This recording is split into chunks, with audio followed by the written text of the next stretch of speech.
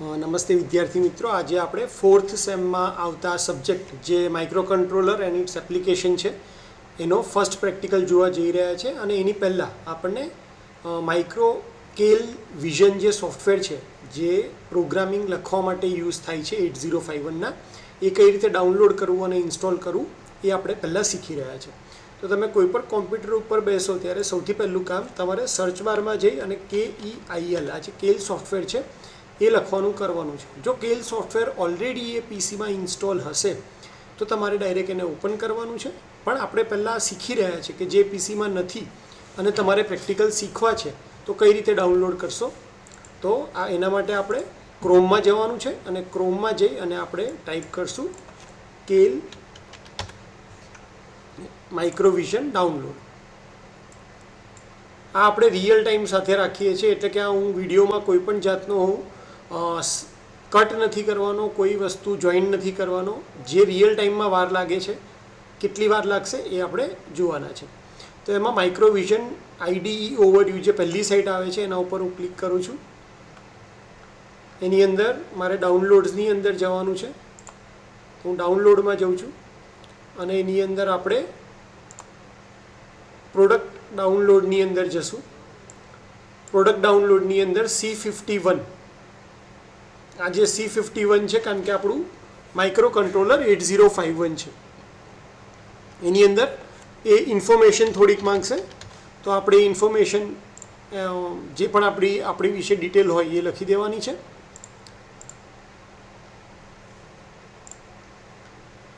અને ત્યારબાદ આપણી ડિવાઇસ અહીંયા ધારો કે હું આપણું છું 8089S52 અને આને સબમિટ કરું છું. જોબ ટાઇટલમાં ધારો કે હું એજ્યુકેટર લખી દઉં અને સબમિટ. તો અહીંયા મને આ એક્ઝિક્યુટેબલ ફાઇલ આપી દેશે. તમને જો આ પ્રોસેસ અથવા સ્ટેપ્સ ના કરવા હોય તો હું સેમ સોફ્ટવેરની લિંક આપણા ગૂગલ ડ્રાઈવની અંદર આપી દઈશ, એમાંથી તમે એને ડાઉનલોડ કરી શકો છો. તો જે સોફ્ટવેર છે એ ટોટલ 105 MBનું છે.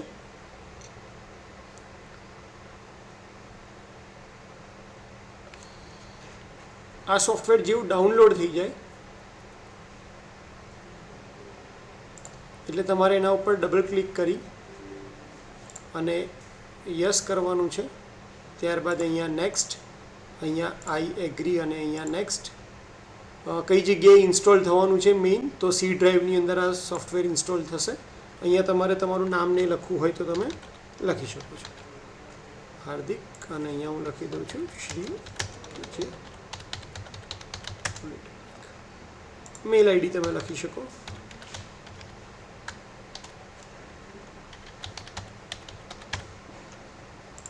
નેક્સ્ટ. એટલે આમ કેલ સોફ્ટવેર ડાઉનલોડ થઈ જવાનું, ઇન્સ્ટોલ થવાનું ચાલુ થઈ ગયું. અને આપણે રિલીઝ નોટ્સ જોવાની જરૂર નથી અને એક્ઝામ્પલ આપણે એડ કરવા છે એટલે એના ઉપર મેં ટીક રાખ્યું છે. હવે હું આને ફિનિશ કરું છું. તો બસ આટલી જ વાર, એટલે આ રિયલ ટાઈમમાં. બાકી તો જો હું તમને ખાલી જે વસ્તુ મેં કરી અને એ રીતે ડાઉનલોડ કરીને તમારી પાસે આ એક્ઝિક્યુટેબલ ફાઇલ હોય તો તમે ખાલી વિધિન 1 મિનિટ આ કેલ સોફ્ટવેર ડાઉનલોડ કરી શકો છો. હવે આપણે સર્ચ બારમાં જઈ અને ફરીથી અહીંયા કેલ લખીશું તો આપણને આ ગ્રીન કલરના આઇકોનવાળું એપ્લિકેશન દેખાશે અને તમારે એને ઓપન કરી લેવાની છે. એટલે કંઈક આવો ઇન્ટરફેસ તમારી સામે દેખાશે. નમસ્તે વિદ્યાર્થી મિત્રો, આજે આપણે જોવાના છે કે કેલ સોફ્ટવેરની અંદર પ્રોગ્રામ તમે કઈ રીતે નાખશો અને પ્રોગ્રામ આપણે રન કઈ રીતે કરવાનો. તમારે તમારા પીસીની અંદર તમે સર્ચ બટનની અંદર જેવું કેલ લખશો એટલે તમને આ ટાઈપનો ગ્રીન સિમ્બોલ દેખાશે. કેન માઇક્રોવિઝન 5 સોફ્ટવેર છે, આને આપણે ઓપન કરી લેવાનું છે. જ્યારે પણ આપણે કેલ સોફ્ટવેરમાં કામ કરતા હોય ત્યારે સૌથી મહત્વની વાત એ છે કે એમાં રહેલી જે ફાઇલ છે, પછી એ C ફાઇલ હોય કે એસેમ્બલી હોય કે હેક્સ ફાઇલ હોય, એ ઘણીવાર મળતી નથી. તો એના માટે હંમેશા બધા એવું સજેસ્ટ કરે છે કે તમે કોઈ એક જગ્યા પર, પર્ટિક્યુલર જગ્યા પર એક ફોલ્ડર બનાવી લો અને એની અંદરથી તમને બધી ફાઇલો આરામથી મળી જાય. એટલે સ્ટાર્ટિંગમાં જ કેલ ચાલુ કરતા પહેલા હું અહીંયા ડેસ્કટોપ પર, તમને ડી ડ્રાઈવમાં ફાવે તો તમે ડી ડ્રાઈવમાં પણ આ વસ્તુ કરી શકો છો. એક ફોલ્ડર બનાવી લઉં છું જેનું નામ આપું છું સમેશનનો આપણો પ્રોગ્રામ છે. પહેલો પ્રેક્ટિકલ આપણો 2 8 બીટ નંબરનો સમ કરવાનો છે, તો ફોલ્ડરનું નામ આપી દઉં છું સમેશન. અને હવે બધી વસ્તુ હું આમાં જ સ્ટોર કરીશ, જેથી કરીને મારા ધ્યાનમાં અને મને જ્યારે પણ ફાઇલ શોધવી હોય તો ઇઝીલી મળી જાય. મારું કેલ માઇક્રોવિઝન સોફ્ટવેર જેવું ઓપન થાય ત્યારબાદ પહેલું સ્ટેપ જે હું કરીશ એ હું કરીશ પ્રોજેક્ટમાં જઈ અને ન્યૂ માઇક્રોવિઝન પ્રોજેક્ટને ઓપન કરવાનું. અને ત્યારબાદ જે મેં ડેસ્કટોપ ઉપર ફોલ્ડર બનાવ્યું છે એને હું સિલેક્ટ કરી લઈશ, જેનું નામ આપણે રાખ્યું હતું સમેશન. અને હવે જે પણ હું કામ કરીશ એ આ સમેશન ફોલ્ડરની અંદર થશે, જેથી કરીને જ્યારે મારે ફાઇલ શોધવી હોય તો એ આસાનીથી મળી જાય. તો સમેશન ફોલ્ડરની અંદર હું પ્રોજેક્ટ બનાવી રહ્યો છું અને એ પ્રોજેક્ટનું નામ ધારો કે આપણે આપી દઈએ સમ 8 બીટ. તો હવે મારા સમેશન નામના ફોલ્ડરની અંદર મેં એક પ્રોજેક્ટ બનાવ્યો છે જેનું નામ આપ્યું છે સમ 8 બીટ અને હું એને સેવ કરીશ. જેવું હું એને સેવ કરીશ તો એ મને પૂછશે કે તમારે આ કઈ ડિવાઇસ માટે યુઝ કરવું છે. તો આપણે આને AT89S52 આ 8051 ટાઈપનું જે એક માઇક્રો કંટ્રોલર છે એનું એક વેરિયન્ટ છે કે જેના માટે આપણે આ પ્રોગ્રામ કરવા માંગીએ છીએ. અને આખા સેમેસ્ટર દરમિયાન જ્યારે આપણે પ્રોગ્રામ હાર્ડવેરમાં અપલોડ કરવાનો હશે ત્યારે આપણે આ હાર્ડવેર યુઝ કરવાના છે. એટલા માટે તમારે ડિવાઇસમાં જઈ અને આ ડિવાઇસ સિલેક્ટ કરવાની રહેશે જેનું નામ છે AT89S52. આને હું ઓકે કરીશ.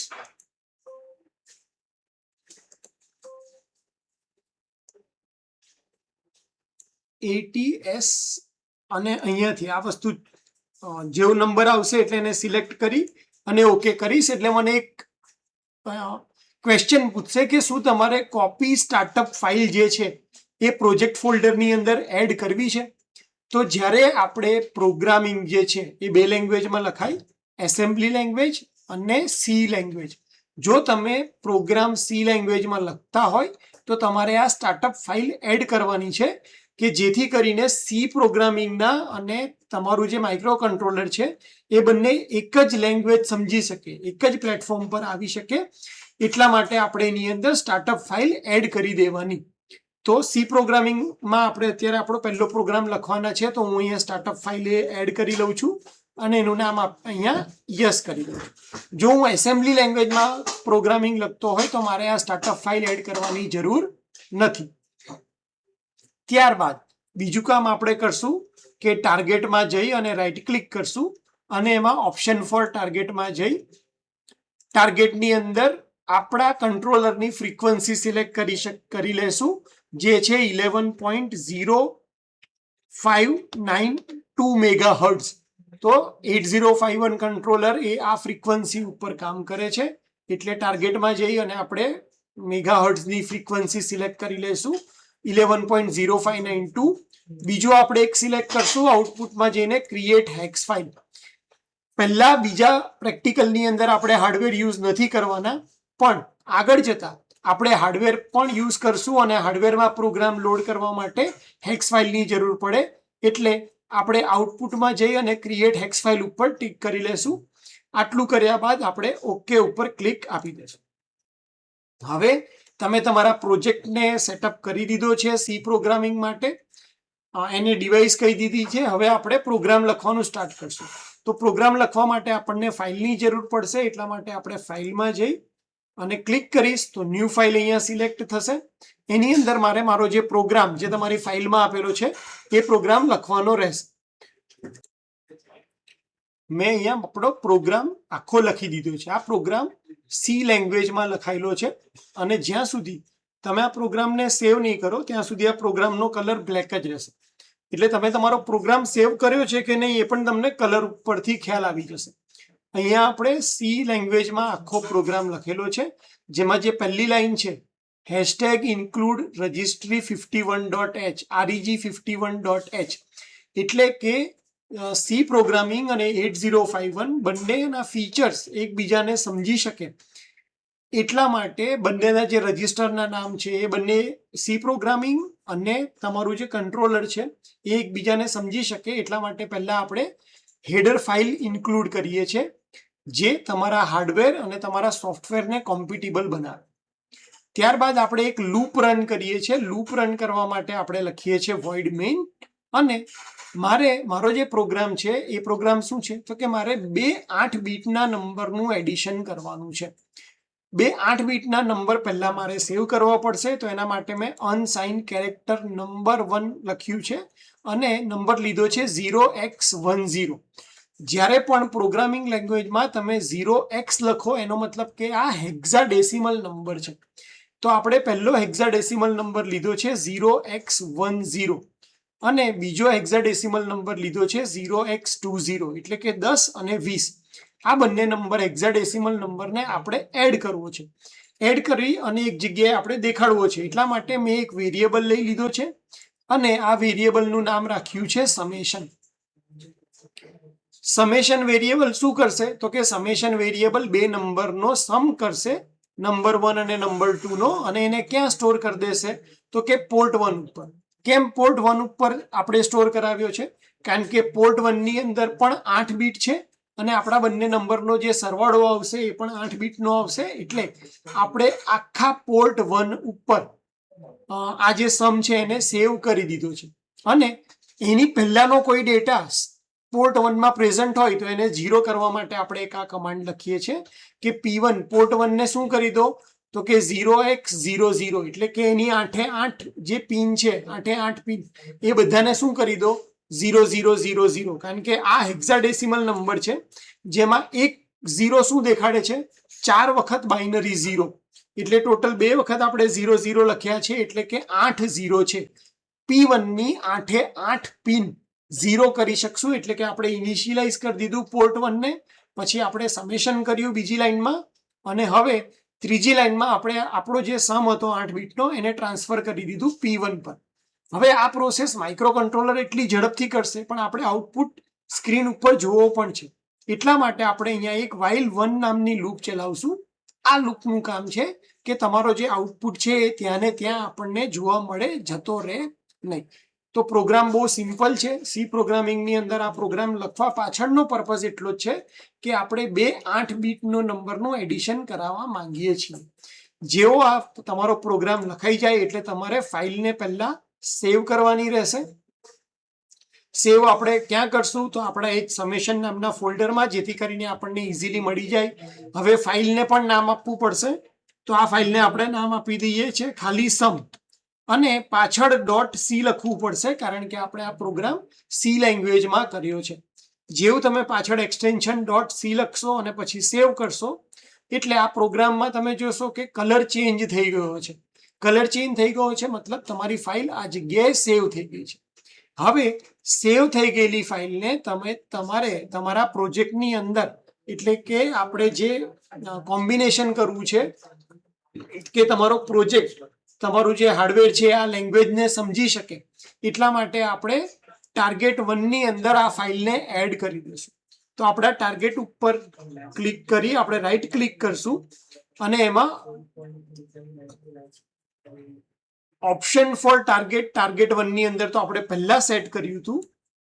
અહીંયા આપણે ટાર્ગેટમાં પ્લસ ઉપર સાઇન કરી સોર્સ ગ્રુપમાં જશું. સોર્સ ગ્રુપમાં રાઈટ ક્લિક કરી અને એડ એક્ઝિસ્ટિંગ ફાઇલ. એક્ઝિસ્ટિંગ એટલે કઈ? અત્યારે જે ફાઇલ પ્રેઝન્ટ છે એ જ ફાઇલને આપણે આપણા ટાર્ગેટ ફોલ્ડરની અંદર એડ કરી દેવી છે. એટલે હું અહીંયા add existing file to group source group 1 ઉપર ક્લિક કરીશ અને ત્યાંથી આપણે જે સી ફાઇલ બનાવી હતી, કઈ આ સમ નામની સી ફાઇલ બનાવી છે, એને સિલેક્ટ કરી એક વખત એડ ઉપર ક્લિક કરીશ, એક વખત ક્લોઝ ઉપર ક્લિક કરીશ. એટલે હવે આપણી જે ફાઇલ છે sum.c નામની એ આપણા સોર્સ ફાઇલની અંદર આવી ગઈ છે. એટલે કે હવે આ પ્રોગ્રામિંગમાં જે લખ્યું છે એ આપણા 8051 કંટ્રોલર એને ઇઝીલી સમજી શકશે. ફાઇલ આવી ગયા બાદ હવે આપણે અહીંયા ટ્રાન્સલેટ ઉપર ક્લિક કરશું એટલે એ આખી ફાઇલને ટ્રાન્સલેટ કરીને જોઈ લેશે કે આપણી કોઈ એરર છે કે નહીં. તો અહીંયા તમને દેખાડી દેશે કે આ પ્રોગ્રામ બરાબર છે, આમાં કોઈ એરર છે નહીં. એ થયા બાદ આપણે બિલ્ડ કરશું. જેવું બિલ્ડ કરશું એટલે આપણને હેક્સ ફાઇલ જનરેટ કરીને આપી દેશે. હેક્સ ફાઇલ હંમેશા જ્યારે આપણે હાર્ડવેર પર કામ કરતા હોઈએ ત્યારે યુઝ કરવાની થાય છે, પણ આ એઝ અ પ્રેક્ટિસ તમને આ ખ્યાલ આવે કે હેક્સ ફાઇલ ક્યાં જનરેટ થાય છે. આટલું કર્યા બાદ હવે આપણે આ પ્રોગ્રામને રન કરશું. પ્રોગ્રામને રન કરવા માટે ડીબગમાં જઈ અને સ્ટાર્ટ સ્ટોપ ડીબગ સેશન ઉપર ક્લિક કરવાનું થશે.